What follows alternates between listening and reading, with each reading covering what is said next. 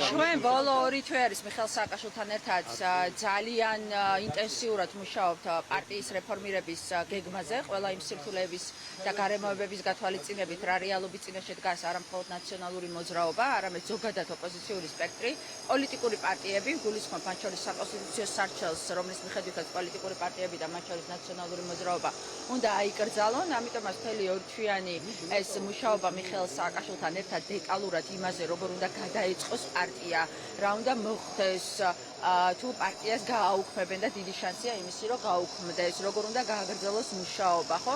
ეს საკითხები როგორ უნდა გახდეს კიდევ უფრო ღია, როგორ შემოიმატოს ახალი კადრები, როგორ გაძლიერდეს და როგორ უნდა გაეხსნას ნაციონალურ მოძრაობას კიდევ ერთი ახალი სუნთქვა იმის გათვალისწინებით, როდესაც ჩვენი პოლიტიკური ლიდერების დიდი ნაწილი არის ციხეში.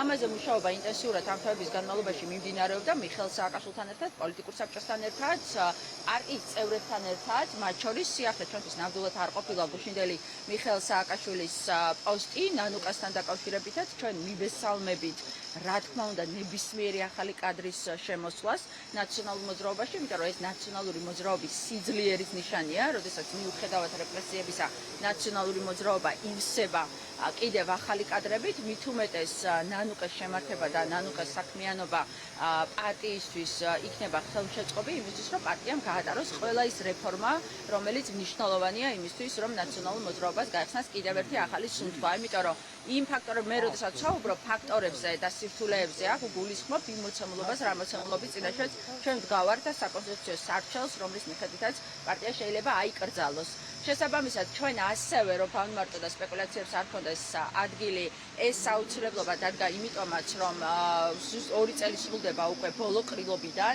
ნაციონალური მოძრაობის, ჩვენ ყველას გვეწყურება ჩემი ჩათვლით უფლებამოსილება, თავმჯდომარესაც, გენერალურ მდივანსაც, მეც, პოლიცსაბჭოსაც, რაიონული ორგანიზაციის თავმჯდომარეებსაც, თქვენ იცით, რომ ნაციონალური მოძრაობის ყრილობა ტარდება 2 წელიწადში ერთხელ, შესაბამისად, ესეც უწევს ამ იმას პროცესს და ეს ყრილობა უნდა იყოს ნაციონალური მოძრაობისთვის ასევე ახალი განაცხადი ჩვენი ამომრჩევლისთვის და არა მხოლოდ ჩვენი ამომრჩევლისთვის, როგორ და რა ფორმით გააგრძელებს ნაციონალური მოძრაობა.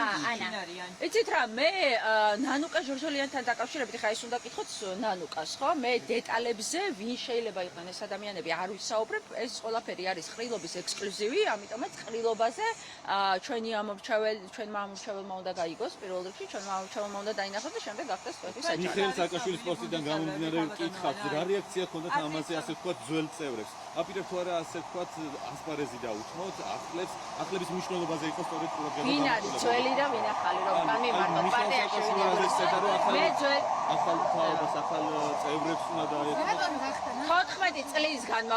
14 წლის განმავლობაში ნაციონალურ მოძრაობაში ბევრჯერ ყოფილა და ძალიან ბევრი ახალი კადრი მოსულა. 14 წლის განმავლობაში ნაციონალური მოძრაობა მუდმივად იყო განახლების და ბრძოლის წინახაზე.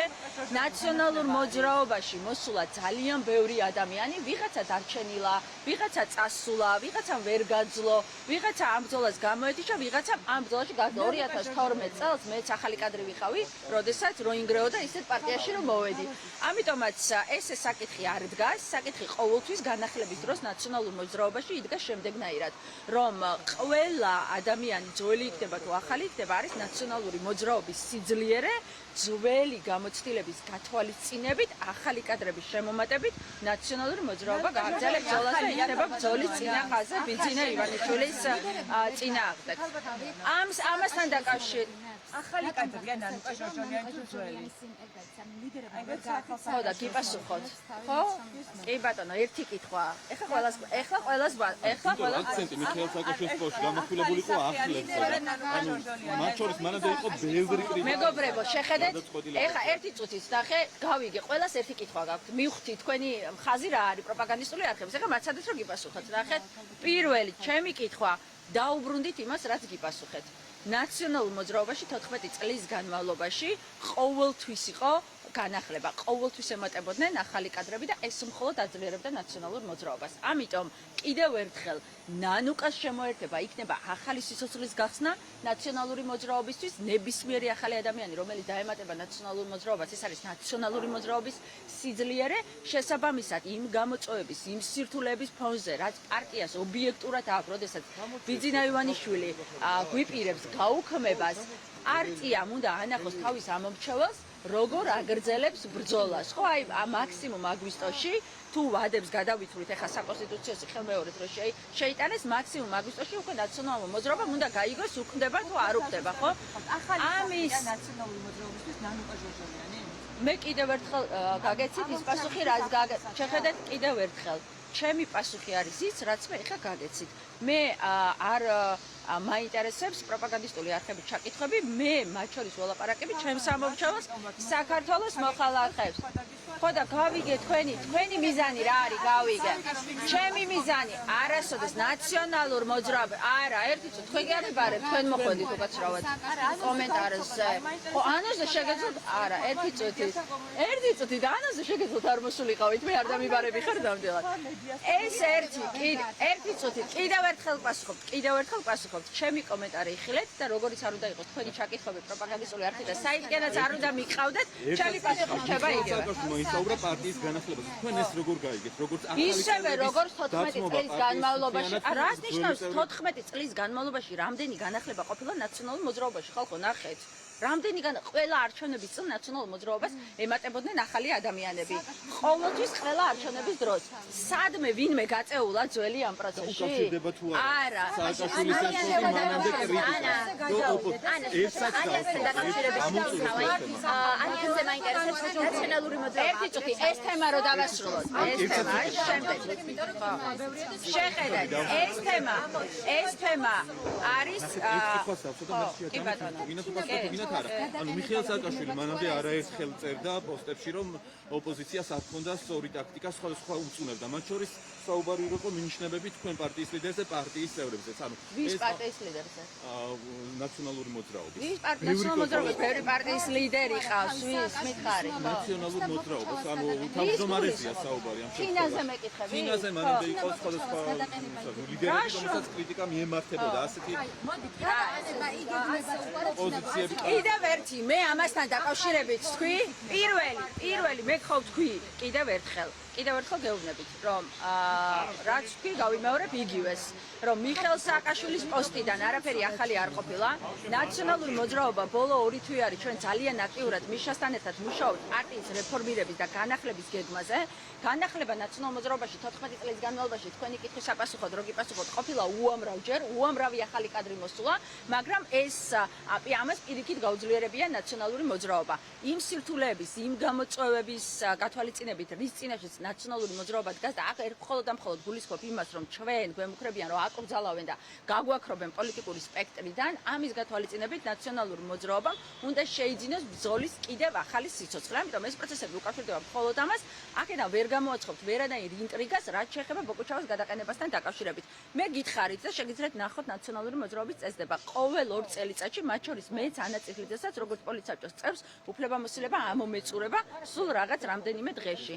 შესაბამისად, ყველას პოლიტიკურ საბჭოს გენერალურ დივანს, თავმჯდომარეს, აღმასრულებელ დივანს, რაიონული ორგანიზაციის თავმჯდომარეებს, ყველას ეწურება უფლებამოსილება, იმიტომ რომ ბოლო ყრილობა ჩატარდა, იცით თქვენ, საარჩევნოდ 2024 წლამდე. შესაბამისად, ეხლა ამ მანდატებს ჭირდება განახლება და ეს მანდატები უნდა განახლდეს ყრილობაზე. ეხლა რომ კიდევ უფრო მეტი რო გითხრათ, რომ ვინ იქნება და ვინ სად იქნება, ეს უნდა გადაწყვეტოს ნაციონალური მოძრაობის ამომრჩეველმა ყრილობაზე და გადაწყვეტს ნაციონალური მოძრაობის ამომრჩეველი ყრილობაზე. იმას, რომ თავისი გამოცდილებით, თავისი შრომის მოყვარეობით, თავისი ენერგიით ნაციონალურ მოძრაობას კიდევ უფრო მეტად გააძლიერებს და იმას, რომ ნაციონალური მოძრაობა შეძლებს, რომ ნანუკას აქვს ძალიან დიდი გამოცდილება, მათ შორის ხალხთან ურთიერთობაში და მათ შორის ძალიან ბევრ სხვა მიმართულებებში. შეიძლება თუ არა რომ ნახოთ ამის გამარეთ ნანუკა და პრინციპში მგონი ამოიწყო. არ არის ამ დეტალებზე ჯერჯერობით, მე გითხარით რომ ამ დეტალებზე ჯერჯერობით საუბარი არ არის, ეს არის პოლიცსაბჭოს სამსჯელო და შემდეგ არის ყრილობის გადასაწყვეტი. ნახეთ, პოლიცსაბჭომდე და ყრილობამდე ჯერ არის დრო, იმიტომ რომ უფლებამოსილება ივნისის ბოლოს იწურება რეალურად ყველასი და ამის შემდეგ დაანონსდება უკვე როდის უნდა იყოს ყრილობა და როდის უნდა იყოს პოლიცსაბჭო. შესაბამისად, პოლიცსაბჭოზე და ყრილობაზე იქნება განხილული ვინ რა ფორმით, თუმცა მე ასევე აღნიშნავ რომ არ ვიცი რა სკანდალი შეიძლება ამისგან ვინმე გამოაცხოს, მაგრამ მე რო ანაწილეძე ეხა პირობითად სადღაც პოლიცსაბჭოში არ ამერჩევენ, არ იქნება იმის პირობა რომ მე რაღაცა სკანდალი მქონდეს და პარტიიდან წავიდე. ანუ ჩვეულებრივად შეიძლება ჩემი უფლებამოსილება რომელიღაცა ჩემმა თანამებრძოლმა გადაიბაროს, რომელიც უკეთ გააკეთებს ამას. ამიტომაც ეს ჩვეულებრივი დემოკრატიული პროცესია.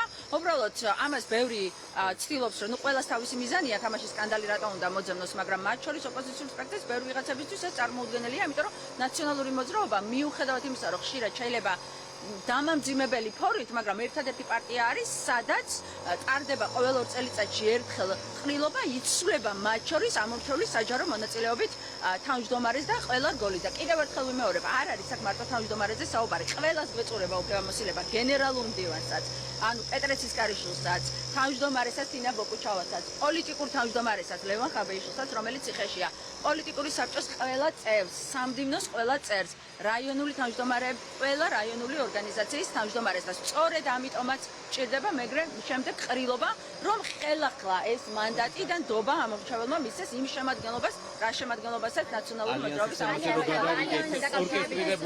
ნაციონალური მოძრაობა ეს თემა თუ არის მორჩევა. ზოგადად ნაციონალურ მოძრაობაში არსებული ცვლილებები მოხდეს თუ არა ალიანსზე გავლენას და ზოგადად ის ნიუბეთაღელო რომელიც ალიანსთან დაკავშირებით არსებობს, ნუ იყო გარიცხვაზე საუბარი, ზოგი ამბობს რომ არ დგას ეს საკითხი, მაგალითად ამაშებელეშვილი ლოგოს დაკორექტებაზე საუბრობს, იქაც არის საერთო სხვადასხვაობა, რაც ნუ უკვე შეფასდა თქვენი თანაპარტიელების მხრიდან, მათ შორის დემოკრატიულ პროცესად და თქვენს რომ ეს არის აბსოლუტურად დასაყიდო, როცა არის ასეთი სხვადასხვაობა. რო შევაჯამო ეს კითხვა, იქნება თუ არა ის კიდე ცვლილებები, მოახდენს თუ არა ალიანსის მუშაობაზე გავლენას და ზოგადად ეს ნებათაღელოზე გადავიდა. და ალიანსი ქონდა თქვენ. ალიანსზე მაინტერესებდა მე საპირებს თუ არა ნაციონალური მოძრაობა დატოვება. ჯერ თქვით ეს რომ არ ათხო, ხო, თქვით მილიონჯერ უკვე. რაც შორის თქვენთან მაქვს საკითხვა, ანუ ორკესტრირებულ შეტევას ჰქონდა ადგილი მელიასა და გვარამიას მიმართო ნაციონალურ მოძრაობას გულისხმობს თენგოთევზაზე, მათ შორის თქვენ გქონდათ გვარამიაზე განცხადებები, აი რას ემსახურებოდა ეს და როგორ უპასუხებდით? იყო ალიანსთან დაკავშირებით მე რა საქმელის ჰქონდა ყველაფერი თქვი, არაერთ ეთერში, შეგიძლიათ იგივე გადაახვიოთ და მოусმინოთ. ჩემთვის არ არის საინტერესო იმ ყველაფრის შემდეგ, რაც უკვე ვილაპარაკე არაერთხელ ალიანსზე, კიდე დამატებითი კომენტარი ვაკეთო ალიანსთან დაკავშირებით. რაც შეეხება ალიანსს რჩებით თუ არ რჩებით, კითხვა არის, ეს კითხვა იყო ასევე. ჩვენ ამასთან დაკავშირებით გვაქვს ჩვენი გაცხადებული პოზიცია და ვთქვით, რომ ვართ ალიანსში და არ ვაპირებთ ჯერჯერობით